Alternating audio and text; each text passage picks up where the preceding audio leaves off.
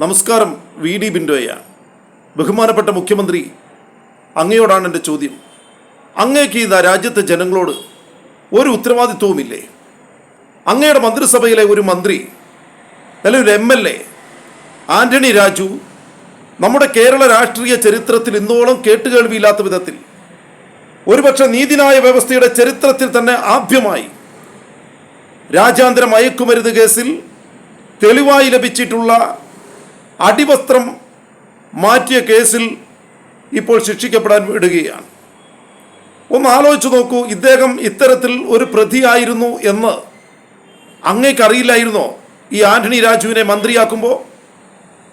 അതും hashish oil, ആ കേസിലെ ഹാഷിഷ് ഓയിൽ ഇങ്ങോട്ട് രാജ്യാന്തരത്തിൽ ഇങ്ങോട്ട് ഇറക്കുമതി ചെയ്ത, ഇവിടെ കൊണ്ടുവന്ന സർവദോർ സാർലി എന്ന ഒരു ചെറുപ്പക്കാരനെയാണ് 61 ഗ്രാം ഹാഷിഷ് ഓയിലുമായി പിടികൂടിയത്.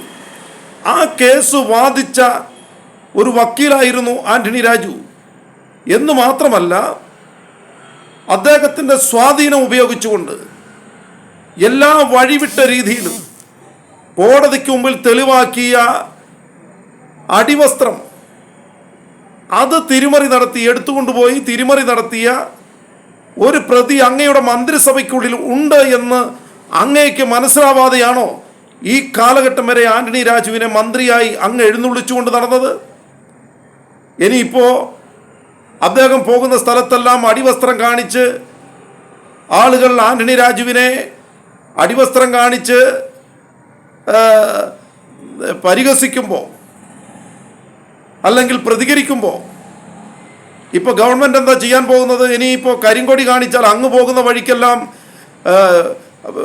ജനങ്ങൾ പ്രതികരിച്ചുകൊണ്ട് കരിങ്കൊടി കാണിക്കുമ്പോൾ കറുത്ത വസ്ത്രം ധരിച്ചു വരുന്ന ആളുകളെ മുഴുവൻ പിടിച്ചുകൊണ്ടു പോകുന്നത് പോലെ ഇനിയിപ്പോൾ ബഹുമാനപ്പെട്ട ഈ ആന്റണി രാജു, ബഹുമാനപ്പെട്ടെന്ന് പറയാൻ അദ്ദേഹത്തെ കുറിച്ച് പറയാൻ എനിക്ക് താല്പര്യമില്ല. കാരണം ഹാഷിഷ് ഓയിൽ കേസ് ഇവിടെ ഈ തലമുറയെ തന്നെ നശിപ്പിച്ച് കളയുന്ന ലഹരി കള്ളക്കടത്ത് കേസിലെ പ്രതികളെ ഇറക്കിക്കൊണ്ടു പോകാനാണ് അദ്ദേഹത്തിൻ്റെ എല്ലാ സ്വാധീനവും ഉപയോഗപ്പെടുത്തി അദ്ദേഹം ഇത്രയും കഷ്ടപ്പെട്ട് ഇത് ചെയ്തത്.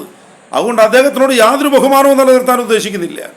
പക്ഷെ ഞാൻ ചോദിക്കുന്നത്, ഇപ്പോൾ അങ്ങെല്ലാം കടന്നു പോകുന്ന വഴിയിൽ കരിങ്കൊടിയോ അല്ലെങ്കിൽ കറുത്ത വസ്ത്രമോ ധരിച്ചു വരുന്ന ആളുകളെ പിടിച്ചുകൊണ്ടുപോയി പോലീസ് കേസെടുത്തതുപോലെ ഇപ്പോൾ ആന്റണി രാജു യാത്ര ചെയ്യുന്ന വഴിയിൽ അദ്ദേഹത്തെ പ്രതിഷേധിക്കാൻ വേണ്ടി ഷഡ്ഡിയിട്ട് വരുന്ന ആളുകളെയൊക്കെ പിടിച്ചുകൊണ്ടുപോയി കേസെടുക്കുമോ അങ്ങയുടെ പോലീസ് എന്നറിയാൻ താല്പര്യമുണ്ട്.